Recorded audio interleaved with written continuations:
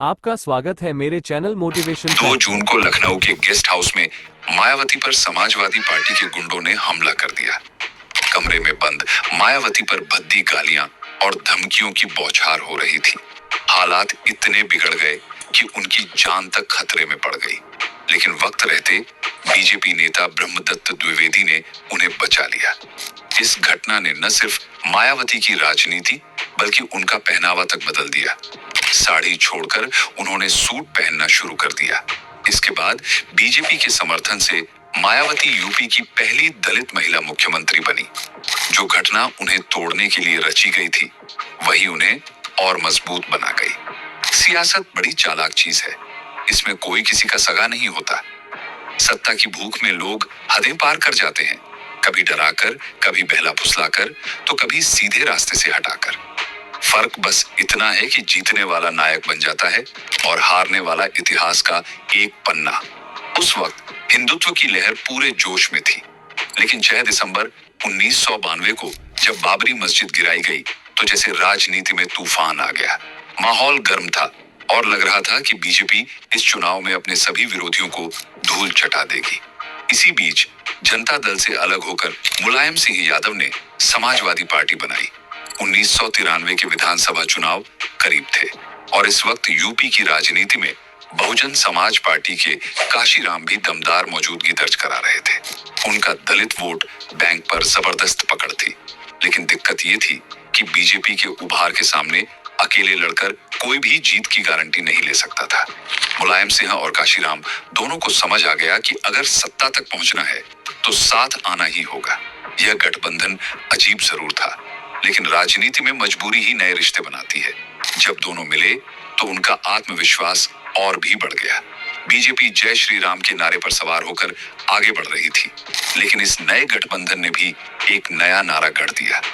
मिले मुलायम काशीराम, हवा में उड़ गए जय श्री राम।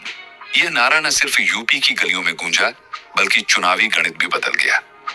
राजनीति की यह बाजी कौन जीता, यह अलग कहानी है, लेकिन इतना तय था कि सियासत सिर्फ विचारधाराओं की लड़ाई नहीं, बल्कि शतरंज का ऐसा खेल है जिसमें मोहरे कब, कैसे और किसके खिलाफ चलने हैं, ये वक्त ही तय करता है। उत्तर प्रदेश की राजनीति में उस वक्त जबरदस्त उथल पुथल मची हुई थी। समाजवादी पार्टी 256 सीटों पर चुनाव लड़ी और 109 सीटें जीतने में कामयाब रही, जबकि बहुजन समाज पार्टी ने 164 सीटों पर दांव लगाया और 67 सीटें अपने नाम कर लीं। नतीजा ये हुआ कि दोनों दलों ने हाथ मिलाया और गठबंधन सरकार बना ली। शुरुआत में सब कुछ ठीक चला, लेकिन जैसे जैसे वक्त बीता, रिश्तों में कड़वाहट घुलने लगी। मुलायम सिंह को यह एहसास हो गया था कि अगर बहुजन समाज पार्टी ने अचानक समर्थन वापस ले लिया तो उनकी सरकार एक झटके में गिर सकती है। ये डर धीरे धीरे हकीकत में बदलने लगा।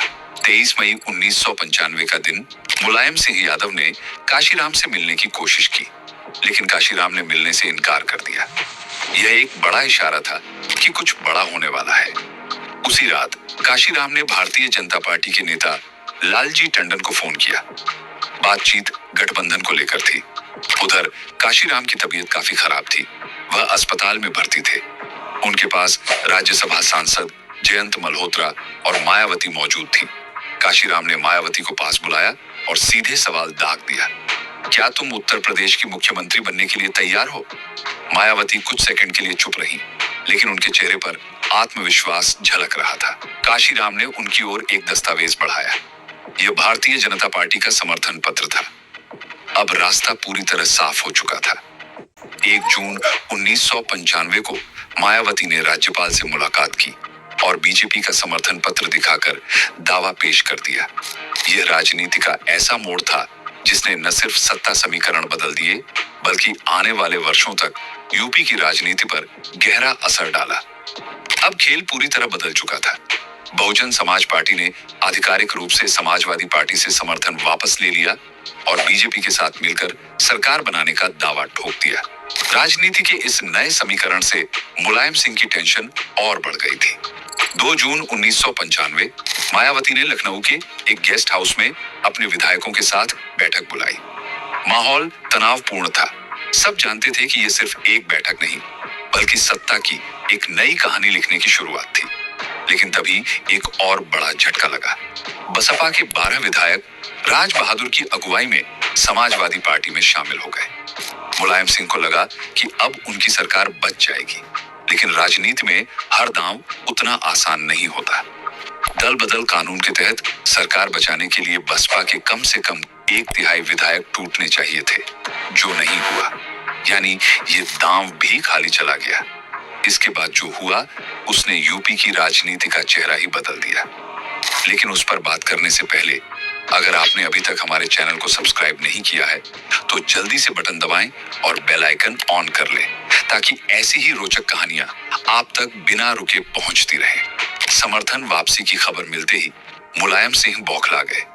सत्ता हाथ से फिसलती दिखी तो उन्होंने अपने समर्थकों को खुला आदेश दे दिया, गेस्ट हाउस में जो भी हो मायावती के विधायकों को तोड़ना है, चाहे डराकर, धमकाकर या मनाकर। इसके बाद समाजवादी पार्टी के समर्थकों और बाहुबलियों की भीड़ गेस्ट हाउस की तरफ कूच कर गई। माहौल उग्र हो चुका था। उधर मायावती अपने विधायकों के साथ कॉन्फ्रेंस रूम में मीटिंग कर रही थी। माहौल गंभीर था, लेकिन कोई नहीं जानता था कि अगले ही पल क्या होने वाला है। अचानक गेस्ट हाउस का गेट जोर जोर से पीटने की आवाजें आने लगी। बाहर से गालियों और जाति सूचक शब्दों की बौछार होने लगी। दरवाजा खोलो वरना तोड़ देंगे। गेस्ट हाउस का दरवाजा अंदर से बंद था, लेकिन बाहर मौजूद भीड़ पूरी ताकत से उसे तोड़ने में लगी थी। मायावती और उनके विधायकों के लिए यह एक डरावना मंजर था। सत्ता की लड़ाई अब शारीरिक हिंसा और गंदी राजनीति की हदें पार कर रही थी। शाम के 4 बजे से 6 बजे तक गेस्ट हाउस युद्ध का मैदान बन चुका था। समाजवादी पार्टी और बहुजन समाज पार्टी के समर्थक आमने सामने थे। गालियां, धक्का मुक्की, लात घूंसे, सब कुछ हो रहा था। चारों तरफ अफरा तफरी मची थी। कई लोग घायल हो चुके थे, लेकिन इस हिंसा को रोकने वाला कोई नहीं था। बसपा विधायकों ने आरोप लगाया कि उन्हें जबरदस्ती डराया धमकाया गया। कुछ को जबरन खींचकर ले जाने की कोशिश भी हुई। माहौल इतना खतरनाक था कि कई विधायक खुद को बचाने के लिए इधर उधर छिपने लगे। कुछ को तो जबरदस्ती गेस्ट हाउस के कॉन्फ्रेंस रूम से बाहर घसीटा गया। इस पूरे बवाल के दौरान मुलायम सिंह यादव ने पुलिस को चुप रहने का इशारा कर दिया था। पुलिस वहीं खड़ी तमाशा देखती रही। हालात इतने बिगड़ चुके थे कि मौके पर मौजूद वरिष्ठ पुलिस अधीक्षक तक को कोई फर्क नहीं पड़ा। लोग चीख चिल्ला रहे थे और वो बस एक कोने में खड़े सिगरेट का कश लेते रहे। सत्ता की इस लड़ाई ने यूपी की राजनीति को हिलाकर रख दिया था, लेकिन असली खेल तो अभी बाकी था। मायावती उस कमरे में कैद थी जहां बाहर उन्मादी भीड़ उनकी सरकार गिराने पर तुली थी। लेकिन जैसे जैसे शाम ढलने लगी, हालात बदलने लगे। आखिरकार जिला अधिकारी राजीव खेर पुलिस टीम के साथ पहुंचे और भीड़ को वहां से हटाना शुरू किया। इसी दौरान राज्यपाल ने अतिरिक्त पुलिस बल भेज दिया। जब समाजवादी पार्टी के समर्थकों पर लाठीचार्ज हुआ तो वे भागने लगे। जब माहौल थोड़ा शांत हुआ और सुरक्षा पुख्ता हो गई, तब जाकर मायावती कमरे से बाहर आई। लेकिन सत्ता का खेल अभी खत्म नहीं हुआ था। रात 11 बजे मुलायम सिंह ने गुस्से में तत्कालीन कलेक्टर राजीव खेर का ट्रांसफर कर दिया। इस पूरी घटना के दौरान समाजवादी पार्टी के समर्थकों ने गेस्ट हाउस की बिजली और पानी तक काट दिया। यह खबर जब काशीराम तक पहुंची तो उन्होंने बस एक ही बात कही, यह मायावती के लिए परीक्षा की घड़ी है। लेकिन मायावती इस परीक्षा में पास हुई। अगले ही दिन 3 जून 1995 उन्होंने बहुजन समाज पार्टी के नेतृत्व में सरकार बना ली। इस बार उन्हें भारतीय जनता पार्टी, जनता दल और कम्युनिस्ट पार्टी का भी समर्थन मिला।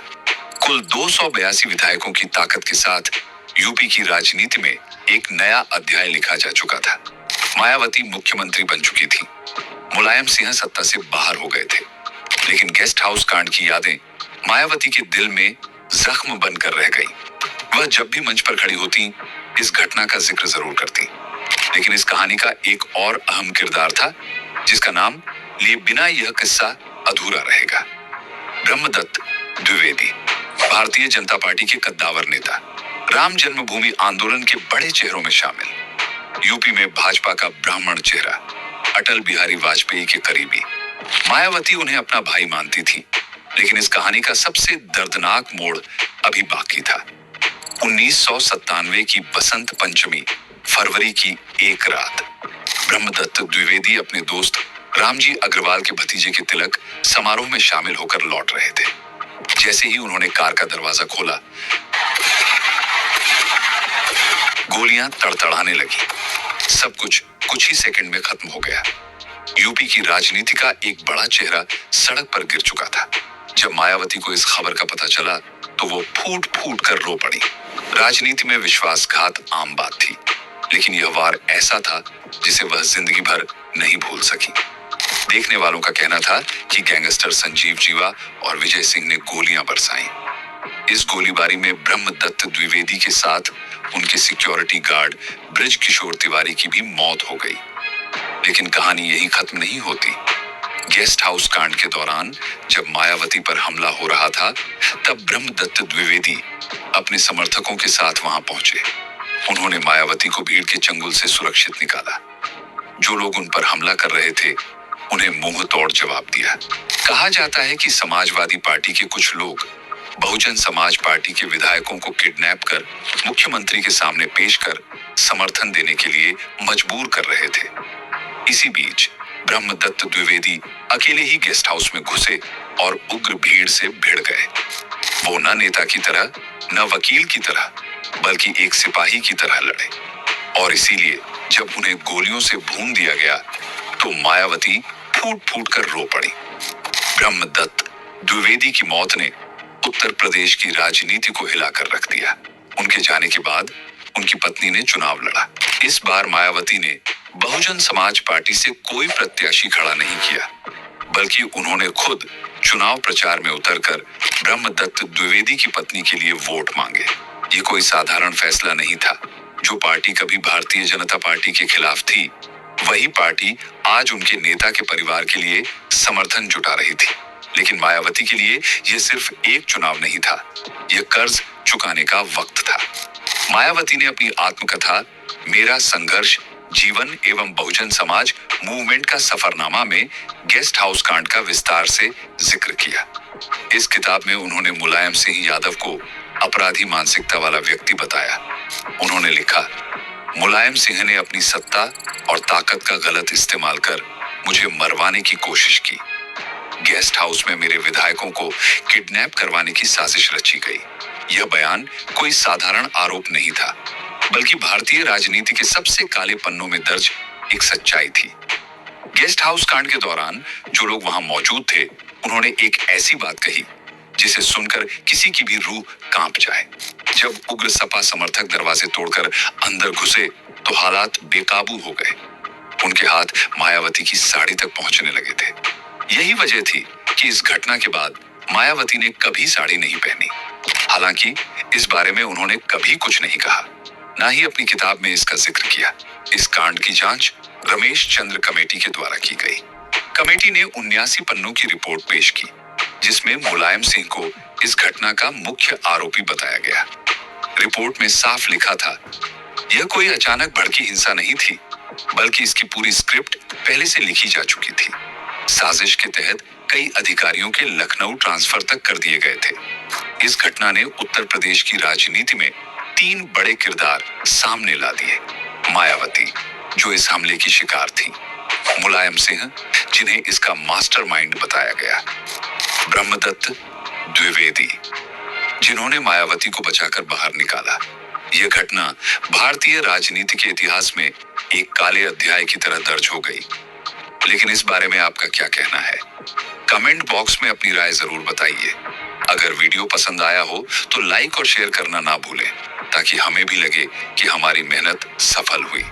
जय हिंद, जय भारत, वंदे मातरम।